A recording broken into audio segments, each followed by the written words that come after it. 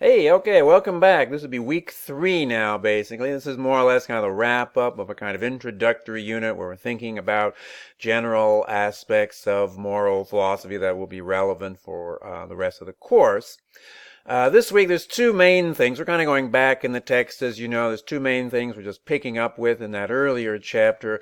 The one is to introduce kind of the main moral principles that are found in the biomedical context. And the second, a little more generally, is to be thinking about arguments, moral reasoning, how to think about those in terms of assessing them, in terms of thinking about our own thoughts or those of others, and trying to clarify them by thinking about them in terms of their argumentative structure. So anyway, as for the first point then, the different kinds of principles that are found in the biomedical context, in Vaughan's discussion, there are 5, and that's fairly common. They're usually the same thing. Sometimes people think about them or give them different names, but what we have here will work very well. The first, and is a very important one, is the principle of autonomy. Basically, the principle that patients are to be respected in terms of the decisions. They're the ones who ought to make decisions about their health, about their bodies, and so on. Medical professionals are typically a source of very knowledgeable advice and recommendations, of course, but the idea here is that patients are the ones who kind of have the final say. Now, this is a prima facie principle. They all basically are. So on its own terms, it makes perfect sense. But what's really interesting, as we'll see, is just how this with other principles can come into conflict, basically, or just pull or point us in different directions or seem to suggest different conclusions. That's where we really need to start thinking. We're going to think more about autonomy anyways, more specifically as well next week. And there are various issues, right? On the face of it, it's fairly familiar, I think. Not that controversial, but there are issues. There are issues just about when we in fact consider patients to be autonomous agents, because we don't always. They might, after all, be unconscious or incapacitated, but they might also have some possibly forms of mental illness or intellectual disability. They may be children. Sometimes that's an issue as far as autonomy goes as well. So there are a bunch of issues there. But anyways, we're just thinking quite generally about this principle for the time being, and we'll get into some of those issues later on. The next couple of principles, non-maleficence and beneficence, it's easy to get tongue-tied on some of those, are different. They're similar, obviously, but they're also obviously kind of opposites. Right? The principle of non-maleficence is a negative principle. It's telling us not to do certain things, specifically not to harm or hurt or injure people.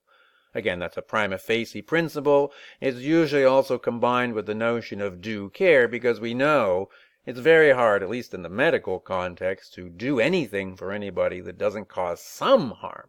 The idea is that on the whole, or the net outcome, is of course not harmful, right? Even giving someone a needle is kind of like a harm, but the good that comes from it seems to outweigh that.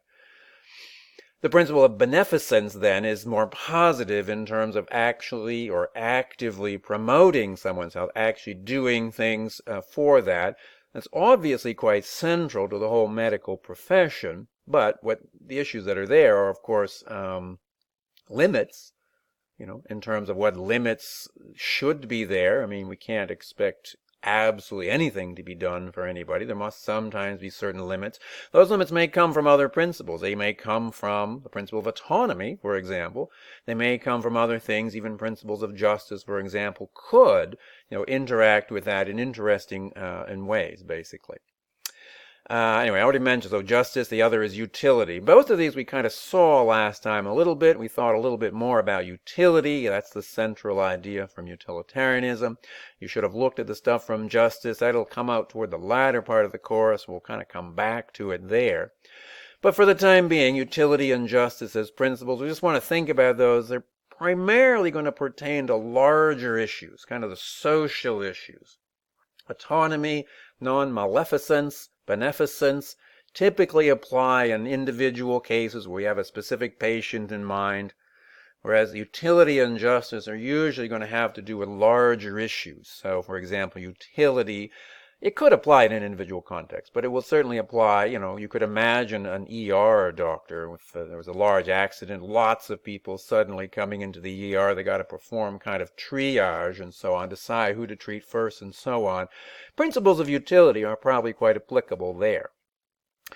Issues of justice very often or most often have to do with issues of distribution. So sometimes we say distributive justice, about resources, about services of a medical kind in this case.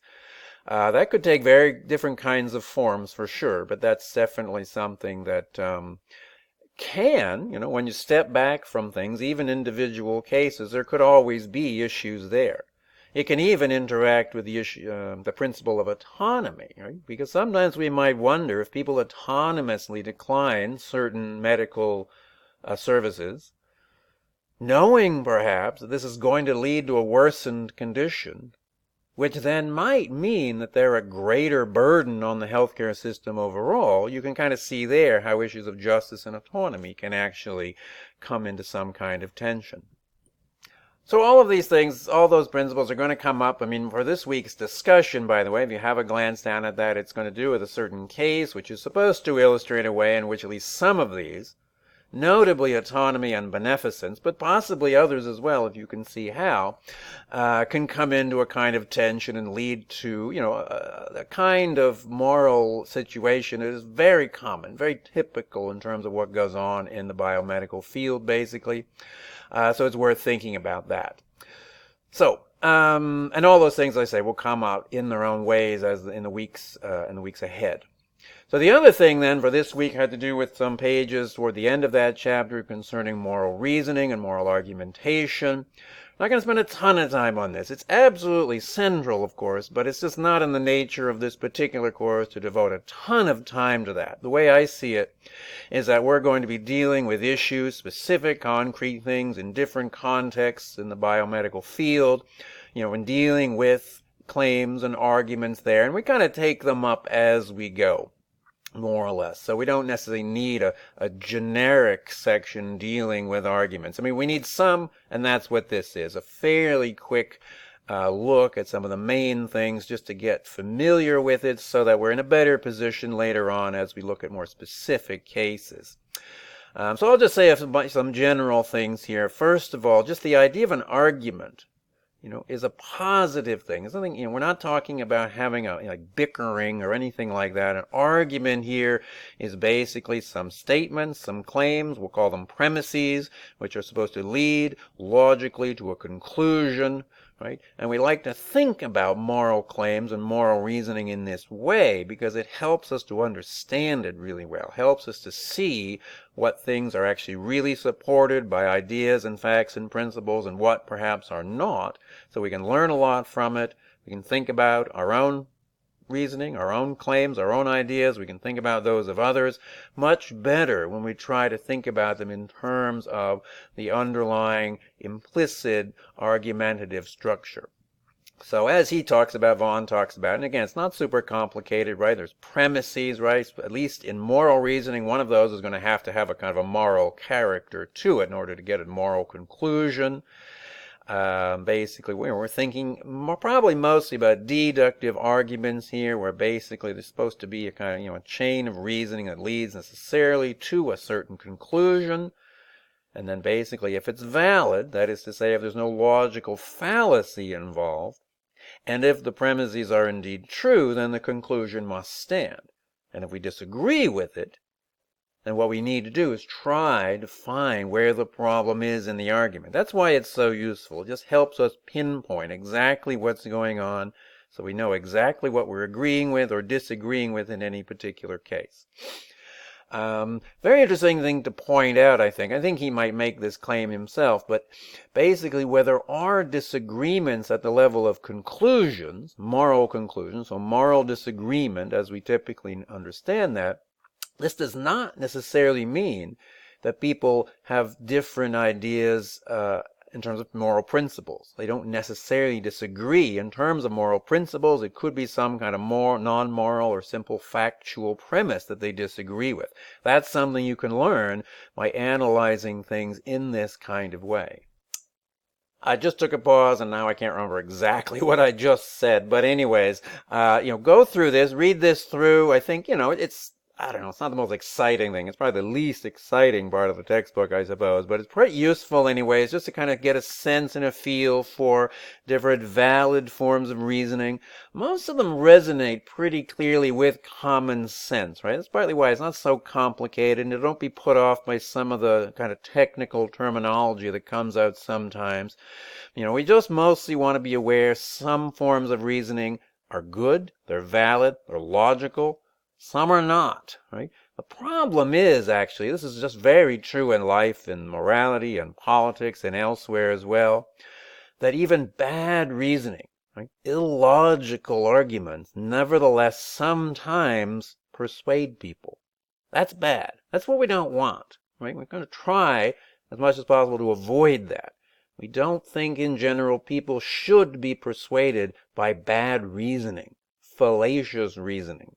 That's, again, the kind of the reason why we want to think about this and try to get as clear as we can. We want to try to, as best we can, identify when certain moral conclusions really do follow and when they don't, basically. And just to be very clear about which principles are involved, basically, so we know exactly how and why people disagree if they do.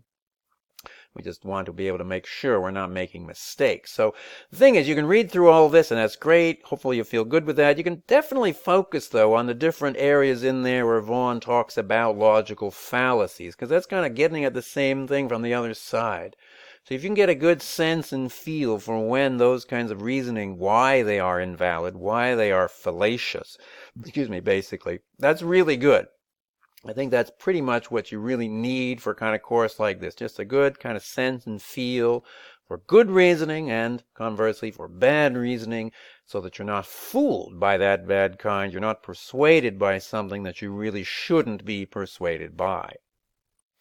There will be, a few questions on this week's quiz dealing with this material. Nothing particularly hard, I don't think. I don't think it should give you any trouble. Maybe there'll be a few on the midterm. I haven't really decided that yet. But as I said before, by and large, we're going to kind of just want this in the background, some basic familiarity with these ideas, so that as we go forward, we'll be in a better position, hopefully, to, get as much as we can out of what we're thinking about and so on.